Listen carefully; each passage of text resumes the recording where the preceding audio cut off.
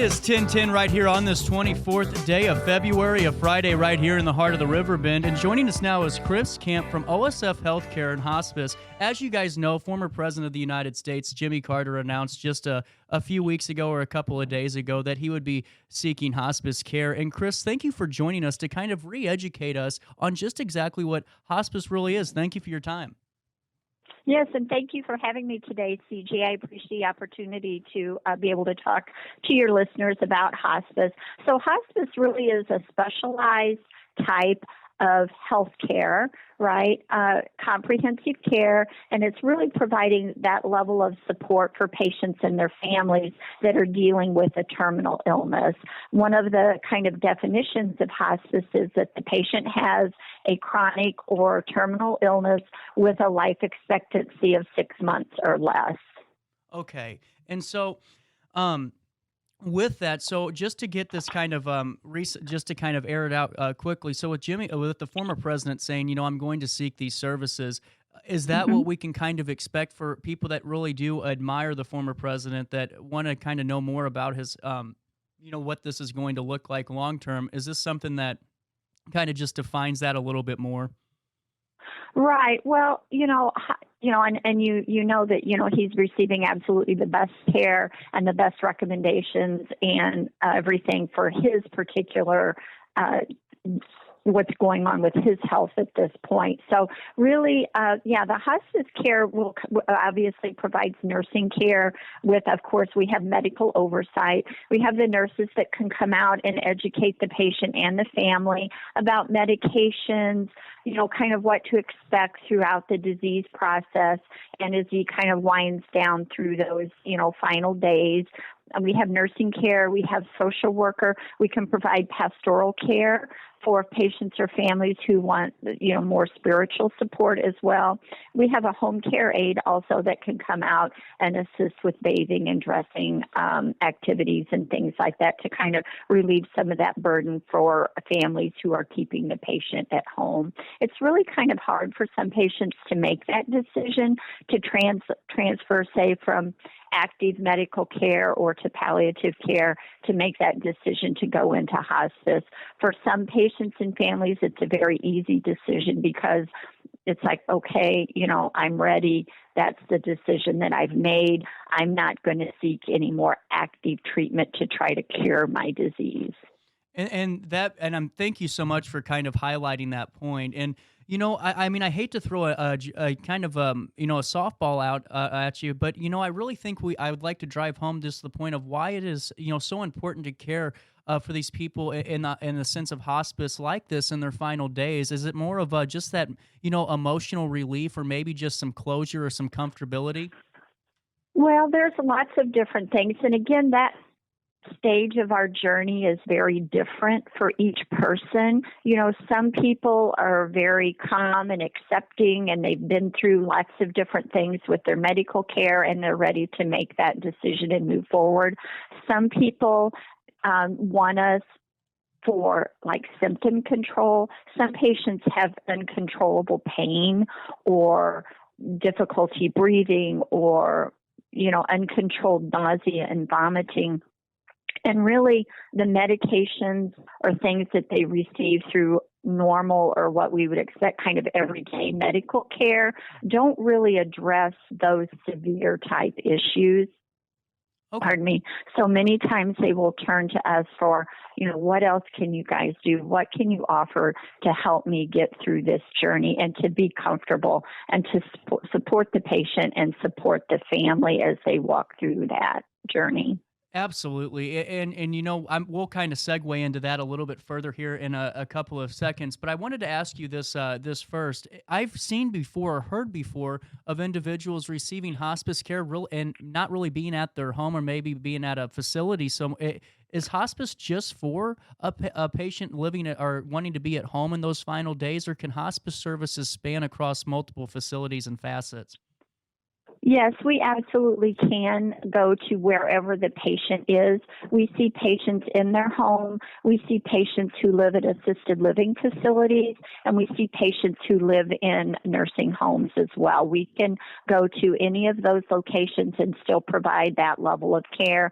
And some people say, well, I'm already, patient may already be in a nursing home and they already have 24-hour care. Well, the hospice can offer just that extra layer of care. We can be an extra set of eyes and hands in there providing that additional care for the patient and oversight with what's going on with them. We have direct, easy access to our medical director, whom we can get medication changes and extra equipment or really whatever the patient may need pretty quickly in there, usually the same day or within a few hours to really meet that patient's needs.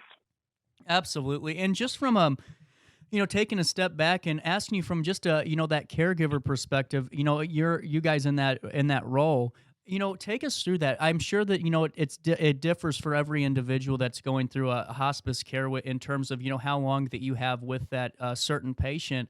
But is it almost a sense, and I kind of got this just from my experience with hospice, that you almost develop a relationship with the family and the patient a little bit?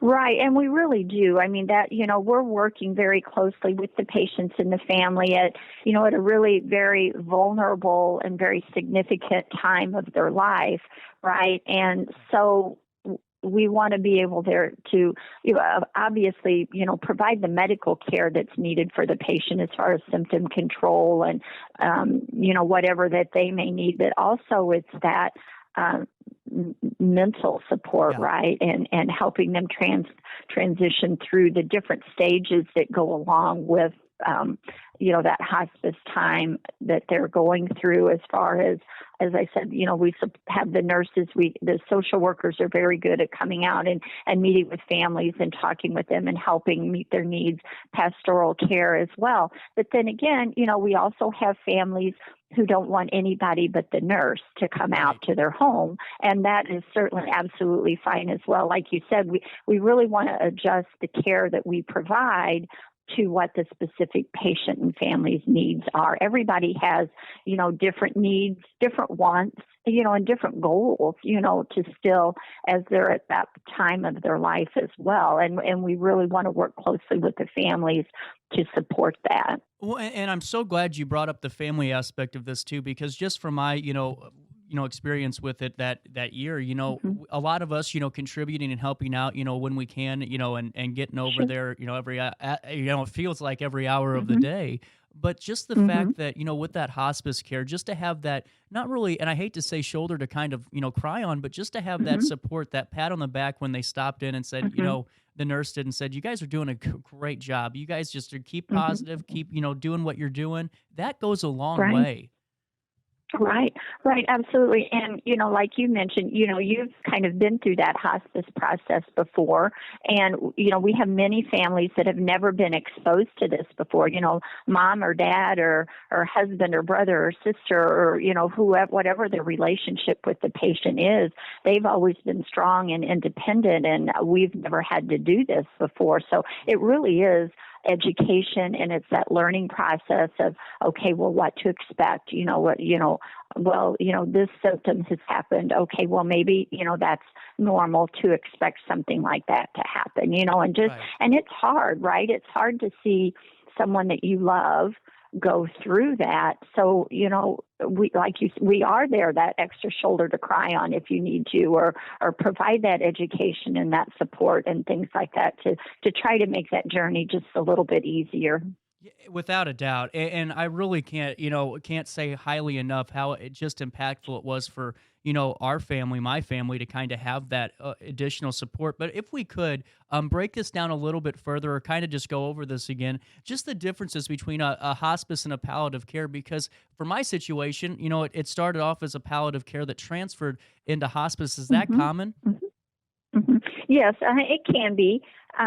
Palliative care is really kind of a level of care for patients who've been determined to have some sort of a chronic disease or illness, like a heart disease or some respiratory disease, COPD, emphysema, some cancer patients. All of those are kind of considered chronic diseases, and they just need kind of just a little bit of extra oversight, and they're still receiving care for whatever their disease process happens to be.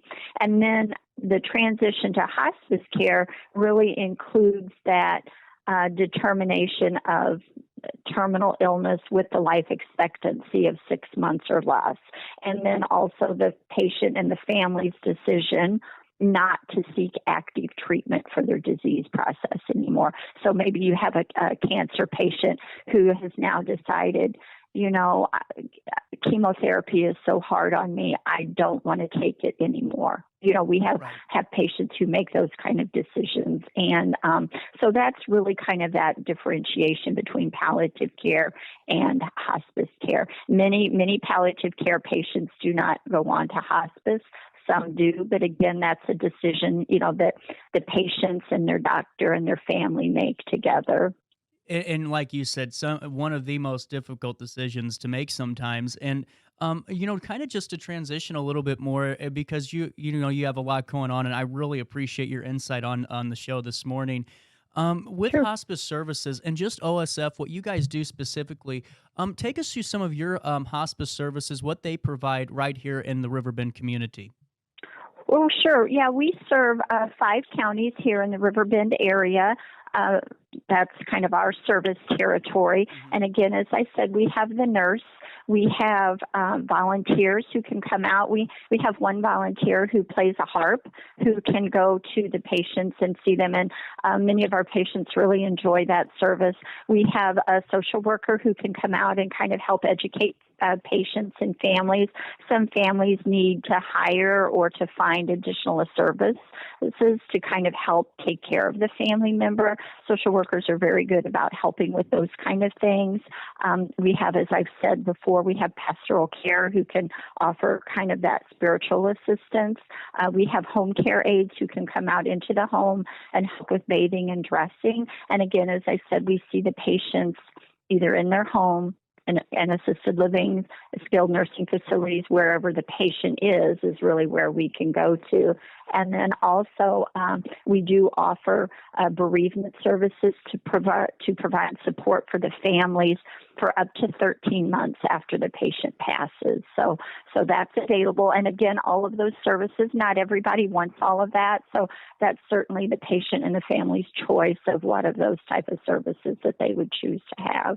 Well, and thank you for kind of highlighting that, because it's important for all of us to know. And I hate to say this, and I'm not going to, for all the texters out there, you guys know how I feel. It's never a bad time to talk about things like this, because unfortunately, sometimes you don't really have a timeline, and decisions have to be made. So the more we're informed about services provided like OSF and Chris, you guys do so well, I'd love to talk about it.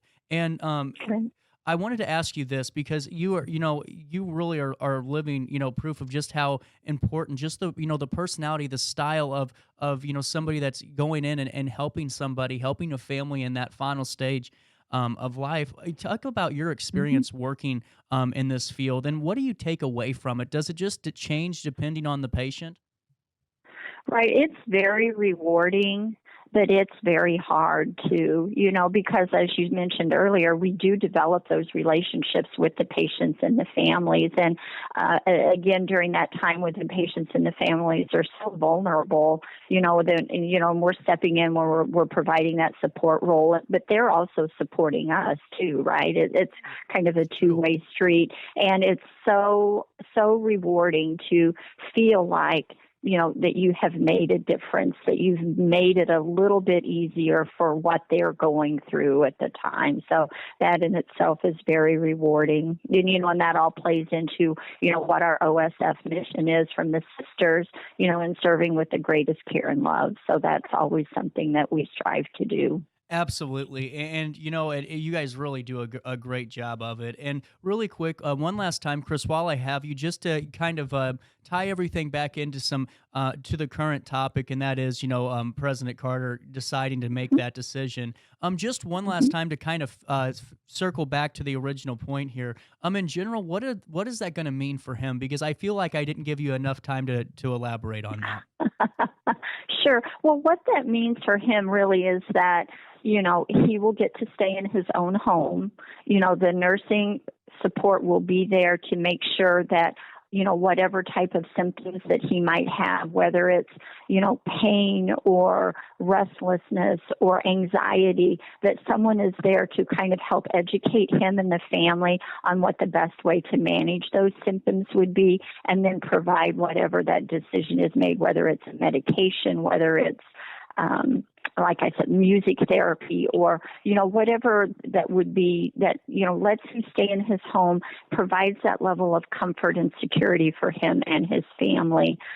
Other services, of course, we know that, Mr. Carter was a very religious man, so I'm sure that he has his own pastoral care, support there, but that would be something that would be available for him as well. And then just really that follow up with the family after he would pass to make sure that, their needs are being met and that they're being able to kind of work through whatever issues and emotional support that they might need to finish out that process. Absolutely. And thank you so much, Chris, for joining us today for a couple of minutes and giving us some really great insights. And honestly, just want to say this. Thank you for the work that you do because it's invaluable. Oh, well, thank you. Thank you. I appreciate your time today. Thank you. I appreciate yours. At 10:26 on this 24th day of February, we got to take a quick break because we have another business to spotlight, funky cards and collectibles. We get the exclusive next.